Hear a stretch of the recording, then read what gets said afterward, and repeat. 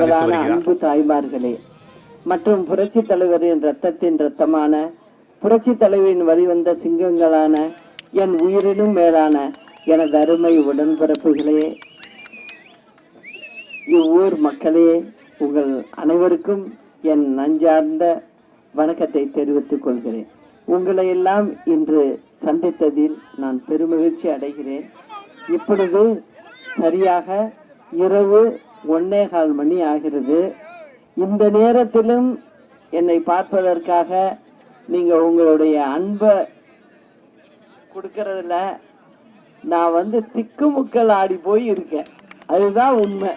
அதனால நீங்க புரட்சி தலைவர் அவர்களால் ஏழை எளியவர்களுக்காகவே உருவாக்கப்பட்டதுதான் அனைத்து இந்திய அண்ணா திராவிட முன்னேற்ற கழகம்.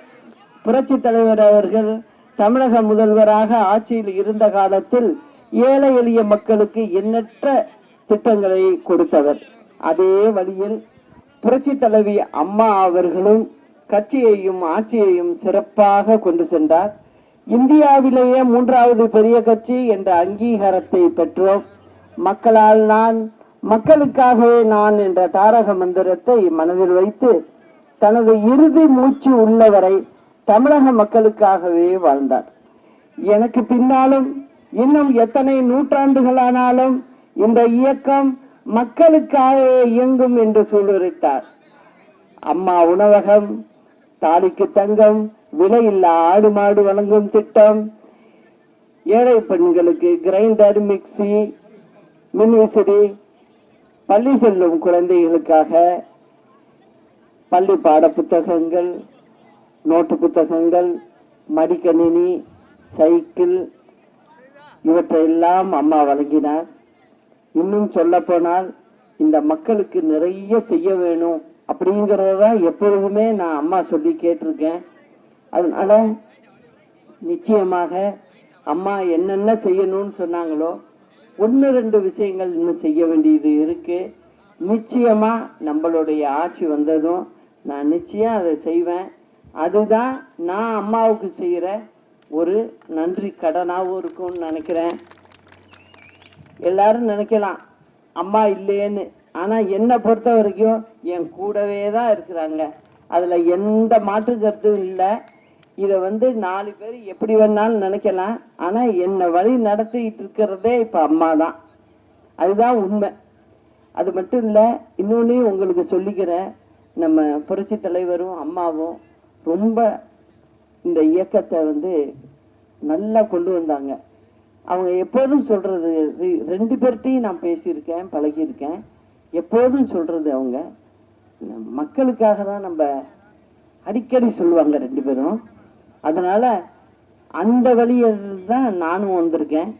ஏன்னா அவங்க சொல்லி சொல்லி அதை தான் கேட்டு நான் கிட்டத்தட்ட 39 வருஷமா அதுலயே இருந்துட்டேன். அதனால தமிழக மக்களாகிய உங்களுடைய நலனுக்காகவும், தமிழ் மண்ணின் உரிமைகளை நிலைநாட்டிடவும், பெண்களின் முன்னேற்றத்திற்காகவும் எனது மக்கள் பயணம் என்னாலும் தொடரும் என்பதை இந்த நேரத்தில் தெரிவித்துக் கொள்கிறேன். நான் வரும் வழியெல்லாம் மிகுந்த அன்போடும் உற்சாகத்தோடும் இங்குள்ள மக்கள் என்னை வரவேற்கிறார்கள். இந்த நேரத்திலும் இப்ப 1:20 மணி இரவு. அதுல சின்ன பிள்ளைங்கள்லேருந்து பெரியவங்க வரைக்கும் அன்போடு என்னை வரவேற்றிருக்கீங்க. இதெல்லாம் எனக்கு ரொம்ப நெகிழ்ச்சியை தருது, ரொம்ப நம்பிக்கையை தருது. நிச்சயம் நம்ம மக்களுக்கு நம்ம நல்லதை செய்வோம் அப்படிங்கிற அந்த எண்ணம் தான் மேலோங்குது எனக்கு. நிச்சயமாக அது எல்லாம் விரைவில் நடக்கும். பெரும்பாலான இடங்களில் எல்லாரும் சொல்றது குடிநீர் தட்டுப்பாடு ரொம்ப நிலவி வருது, சாலை வசதிகளே இங்க இல்லை, எங்கு பார்த்தாலும் கழிவு நீர் காணப்படுகிறது, சுகாதாரமே இல்லாத நிலைதான் இங்கு பார்க்க முடிகிறது அப்படிங்கிறதையும் சொன்னாங்க. விவசாயிகள் பல்வேறு இன்னல்களுக்கு ஆளாகி உள்ளனர். திமுக தலைமையிலான அரசு வெற்று அறிவிப்புகளை விட்டுவிட்டு மக்களை நாள்தோறும் ஏமாற்றி வருகிறது. மக்களின் நலனை காக்க தவறிவிட்டது. சட்டம் ஒழுங்கு சீர்கட்டு விட்டது. அம்மா ஆட்சி காலத்தில் அமைதி பூங்காவாக இருந்த தமிழகம் இன்றைக்கு திமுகவினரின் விளம்பர ஆட்சியில் சீரழிந்து உள்ளது. இதற்கெல்லாம் வரும் 2026 சட்டமன்ற தேர்தலில் நல்ல தீர்வு கிடைத்துவிடும். அம்மாவின் ஆட்சியை கொண்டு வராமல் நான் ஓய மாட்டேன். கழக தொண்டர்களே, யாரும் கலங்க வேண்டாம். நாம் ஒற்றுமையுடன் இருந்தால் யாராலும் நம்மை வீழ்த்திவிட முடியாது.